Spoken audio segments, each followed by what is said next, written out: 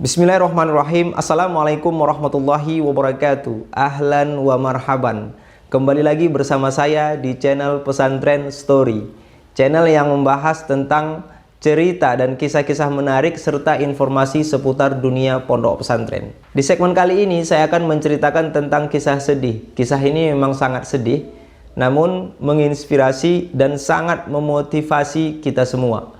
Cerita ini dari seorang yang pernah mengalami ketika ia menjadi santri, memiliki pengalaman dikeluarkan dari pondok pesantren karena telah menunggak SPP selama 14 bulan. Kisah ini dialami seseorang, sebut saja namanya Fahri. Fahri merupakan anak sematawayang yang kedua orang tuanya berharap agar ia bisa menyelesaikan pendidikan di pondok pesantren sampai tamat. Namun ternyata harapan itu pupus saat pihak pesantren memutuskan untuk memberhentikan Fahri sebagai santri. Baik, bagaimana cerita perjalanan hidup Fahri dalam kisah ini? Simak terus video ini sampai selesai. Namun sebelum memulai cerita, saya mengajak teman-teman untuk like video ini, dan bagi teman-teman yang belum subscribe, ayo segera subscribe channel ini agar tidak ketinggalan kisah-kisah menarik seputar pesantren selanjutnya. Hayya nabda bil basmalah, wahid isnani salasa. Fahri terdaftar di salah satu pondok pesantren yang berbeda provinsi dari kampung halamannya. Dalam cerita ini saya tidak menyebutkan nama pesantren untuk menjaga nama baik lembaga. Nah, di cerita ini sejak duduk di kelas 4 SD, Fahri sudah mendengar penyampaian dari kedua orang tuanya bahwa setelah lulus dari sekolah dasar ataupun SD, ia akan dimasukkan ke pondok pesantren dengan harapan agar ia terjaga dari pengaruh lingkungan. Pada tahun 2000, Fahri masuk pesantren, tinggal di asrama, diantar oleh kedua orang tuanya. Oh ya, saya lupa menyampaikan bahwa ayah Fahri berprofesi sebagai pekerja kantor. Dalam cerita ini tidak disebutkan kantornya di mana dan dia bertugas sebagai apa. Namun pekerjaan sang ayah ini cukup untuk membiayai kebutuhan keluarga dan kebutuhan Fahri selama mondok di pesantren. Dan ibu Fahri berprofesi sebagai guru honorer di salah satu sekolah yang tidak jauh dari rumahnya. Fahri anak satu-satunya dan sangat disayangi oleh kedua orang tuanya. Mereka berharap agar Fahri bisa menjadi anak soleh dan terbentuk karakternya di pondok pesantren. Fahri anak pertama dan terakhir. Sang ibu mendapati masalah pada kantung rahim saat melahirkan Fahri. Dalam arti kata, Fahri tidak memiliki saudara, hanya seorang diri, anak satu-satunya. Singkat cerita, Fahri sudah memasuki tahun ketiga di pesantren itu.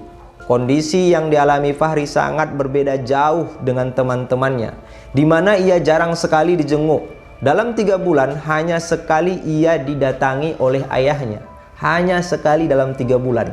Itu pun jika sang ayah kebetulan ada urusan di daerah yang berdekatan dengan pesantren itu.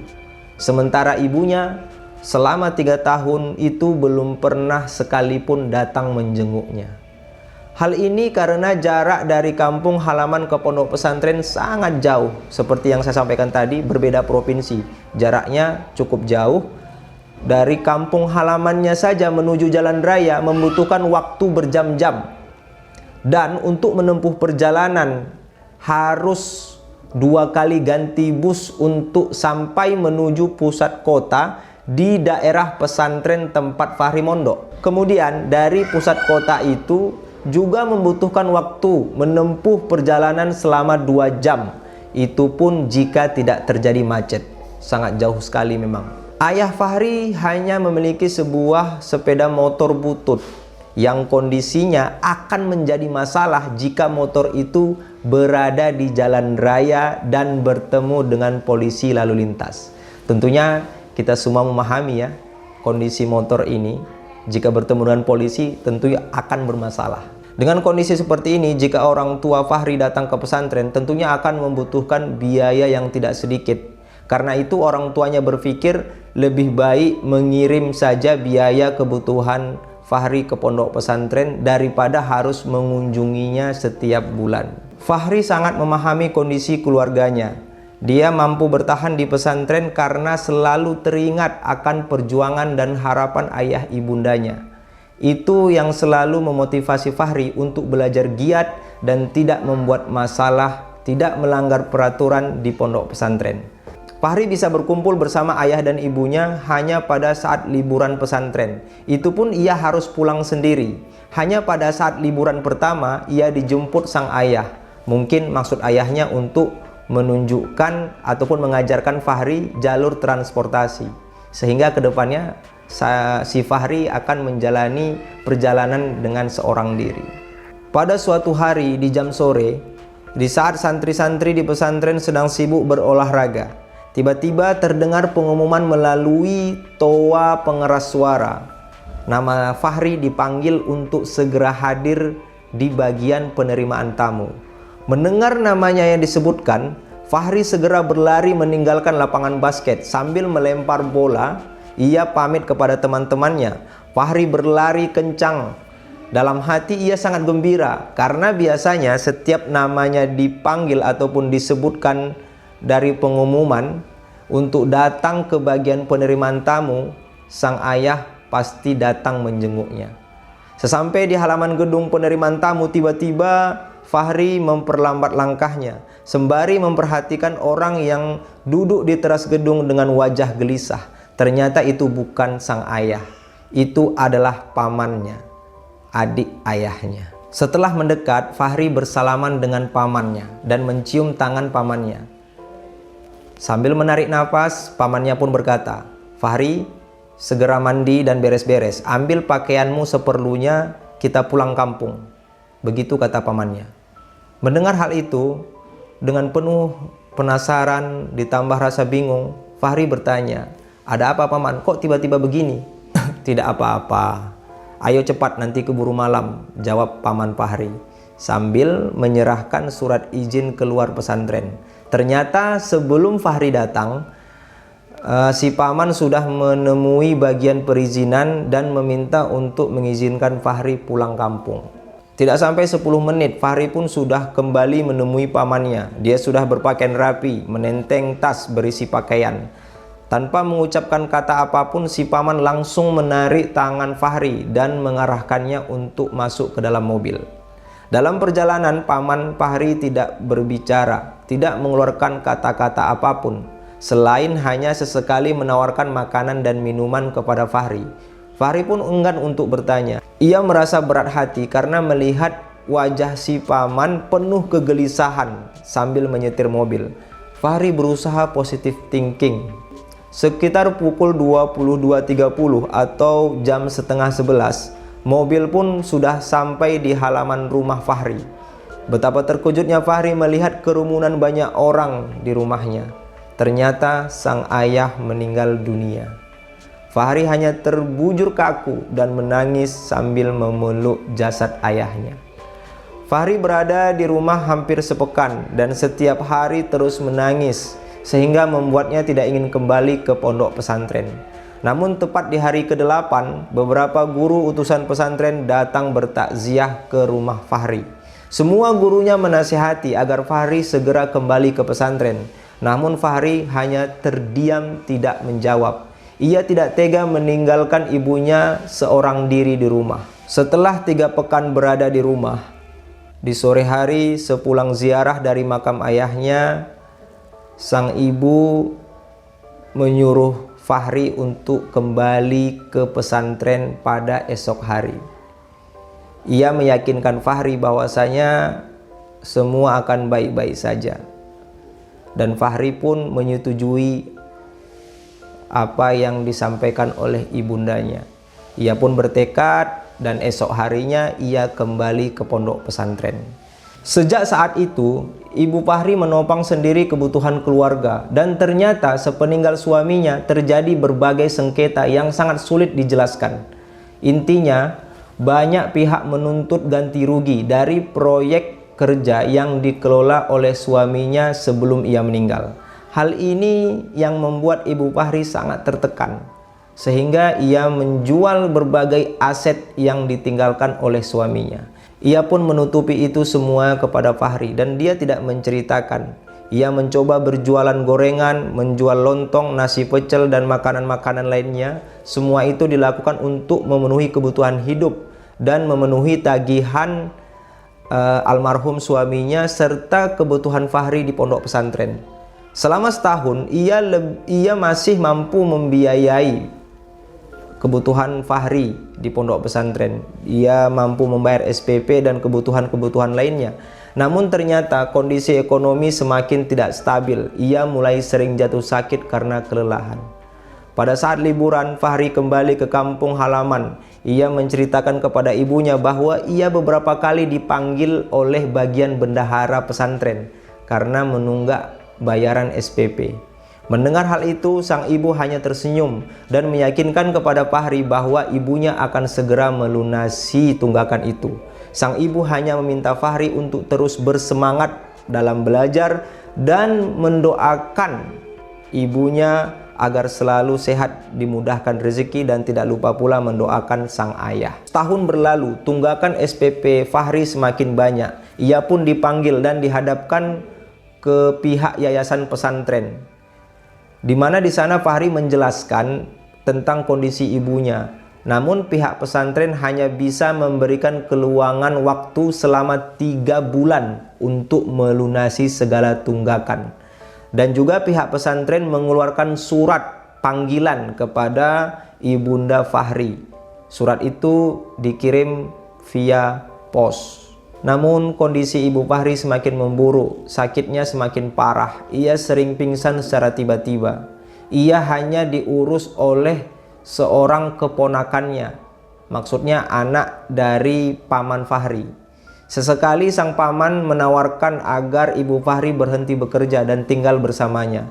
Namun ibu Fahri menolak karena tidak ingin merepotkan. Ia sadar bahwa paman Fahri juga hidupnya sangat sederhana dan memiliki banyak anak.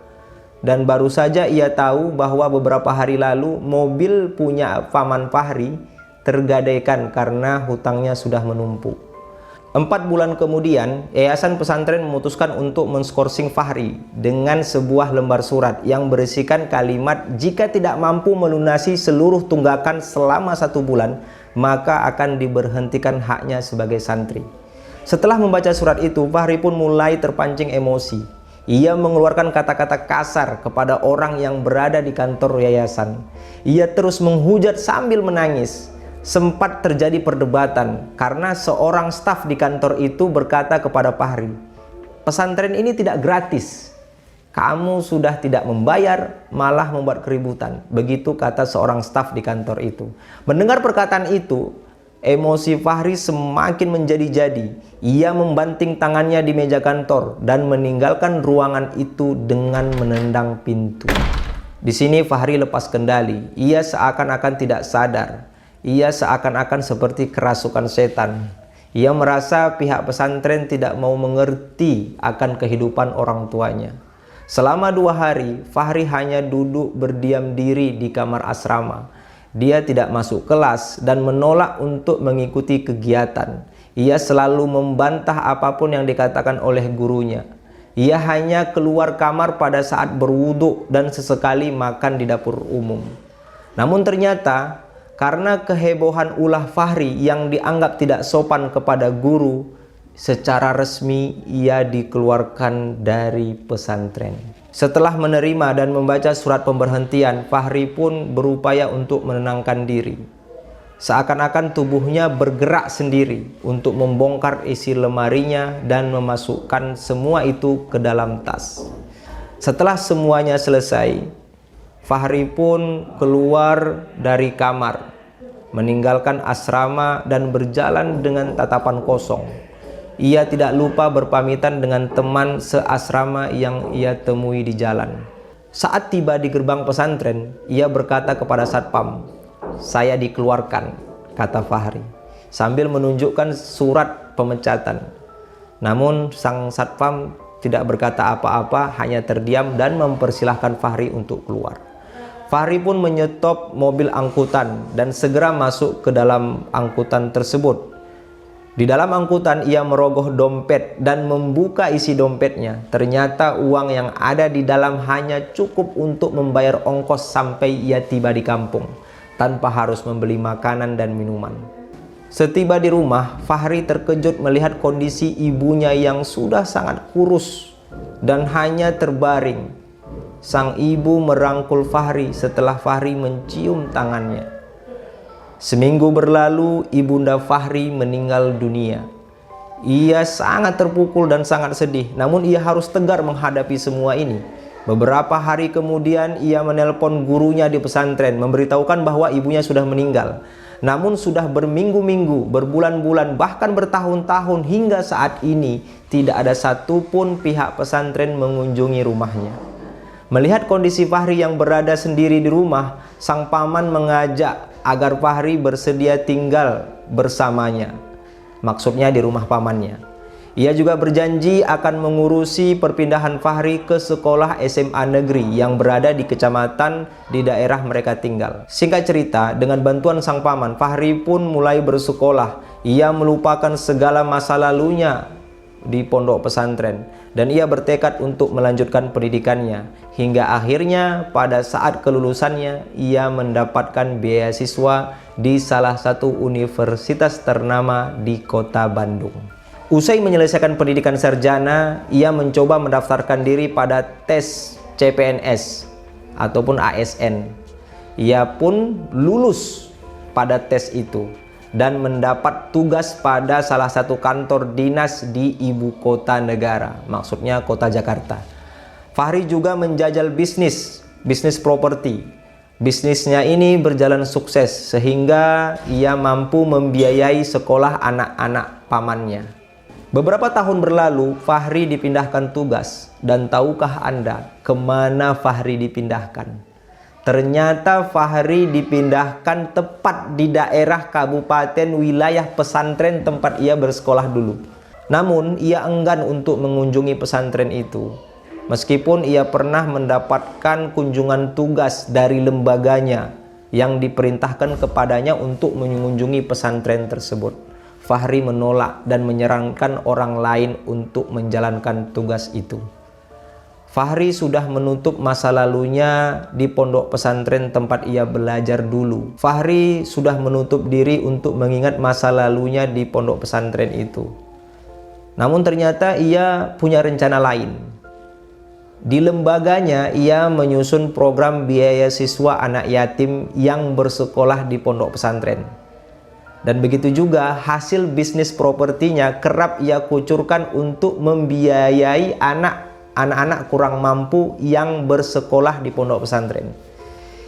Ternyata Fahri juga punya bisnis peternakan. Usaha peternakannya itu ia selalu berkurban dengan mengirim beberapa ekor kambing kepada pesantrennya dulu. Ia tidak pernah menyebut nama. Setiap pengiriman dia tidak pernah menyebut nama, namun ia hanya menitipkan melalui orang kepercayaannya. Itulah sosok Fahri yang sekarang. Meskipun ia merasa hatinya sakit, diperlakukan secara tidak wajar, dikeluarkan dari pondok pesantren, namun ia berpikir lain. Ia berpikir untuk membantu anak-anak yang mengalami hal seperti yang dia alami dulunya. Baik teman-teman semua, sekian cerita tentang Fahri. Menurut saya cerita ini memang sangat menginspirasi. Bagaimana menurut Anda? Bagaimana jika Anda itu berada di posisi Fahri? Apa yang akan Anda lakukan? Silahkan berikan komentar. Oh ya, di sini saya ingin menyampaikan kepada teman-teman semua bahwa dari cerita ini kita tidak boleh menghakimi siapapun. Kita tidak boleh menghakimi pihak manapun, terutama pihak pesantren. Di mana setiap pondok pesantren itu memiliki manajemen ataupun peraturan dan harus dijalankan untuk integritas lembaga. Kita mungkin berpikir, oh kenapa tega kali ya pesantrennya seperti itu? Kenapa pihak pesantren tidak mengerti dengan kondisi keluarganya Fahri? Wajar kita berpikir demikian. Namun pada hakikatnya pesantren itu adalah pemerintahan kecil, di mana setiap bagiannya diganti oleh orang-orang. Maksudnya akan terjadi siklus pergantian dalam menduduki suatu jabatan di pondok pesantren. Dalam cerita ini saya memandang hal lain. Mungkin saja orang yang mengurusi Fahri ataupun orang yang sebelumnya berada di staf yayasan di bidang administrasi sudah memahami kondisi Fahri, sudah tahu bagaimana keluarga Fahri. Namun ternyata mungkin posisinya diganti orang baru, dan orang baru ini ya mungkin dia hanya bertindak mengedepankan sistem aturan yang ditetapkan tanpa melakukan pendekatan. Bisa jadi seperti itu ya, apa saja bisa terjadi. Namun dalam cerita ini kita bisa mengambil pelajaran penting, yaitu komunikasi yang baik dan pendekatan hati yang baik, di mana kedua ini lebih manusiawi dibandingkan dengan sistem ataupun manajemen. Baik pihak pesantren ataupun staf ataupun guru yang ada di pesantren itu, begitu juga dengan santrinya, memiliki kehidupan pada sisi lain, baik itu keluarga, kerabat, ataupun pada pribadi masing-masing yang pernah mengalami masalah. Semoga kisah pengalaman yang dialami oleh Fahri ini bisa memberikan kita manfaat dan kita bisa mengambil pelajaran-pelajaran yang ada di dalam kisah ini. Sekian dari saya, jangan lupa like dan subscribe channel ini agar tidak ketinggalan video-video menarik seputar pesantren selanjutnya. Wabil akhir, assalamualaikum warahmatullahi wabarakatuh.